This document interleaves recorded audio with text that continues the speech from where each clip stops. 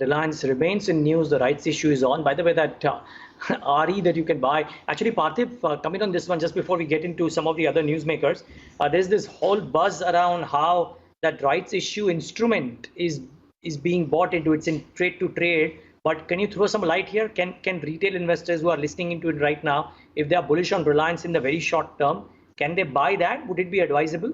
And what is that instrument essentially? What does it entitle you for? Any idea?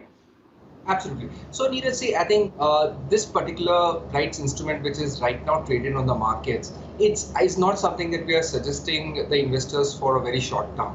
You take it in this way, that right now, if at all I were to purchase, say, 100 shares of Reliance, and this is a talk especially for the retail investors, it would cost me somewhere around 1450 per share, which is around a deployment of 1,450 rupees.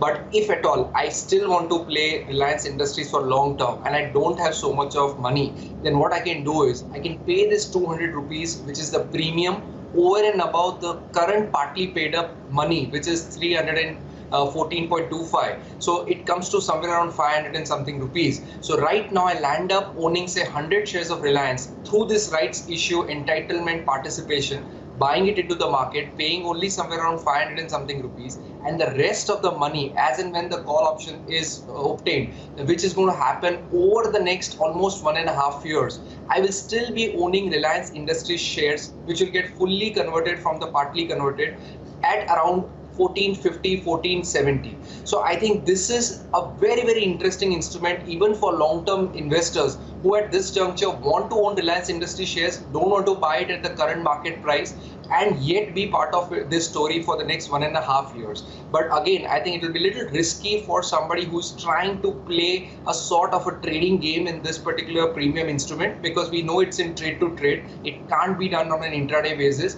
And from 29th onwards, I think once the renunciation date is getting over, these shares won't be trading. There'll be new ISN which will have the partly paid up price. So I think investors have to be retail traders have to be a little careful in this instrument. It's purely meant for investors who want to participate in Reliance Industries for long horizon.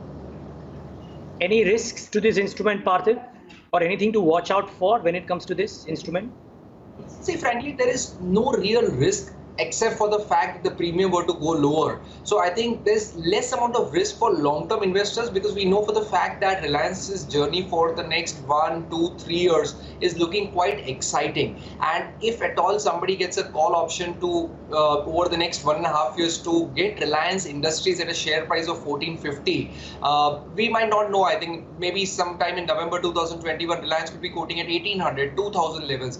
Even at that juncture, if one participates in this instrument at the current premium, they still get it at around 1450, 1460 levels. So risk is only short term, where the premium might go down or the Reliance share might go down, and so would be the partly paid up shares which will get separately listed.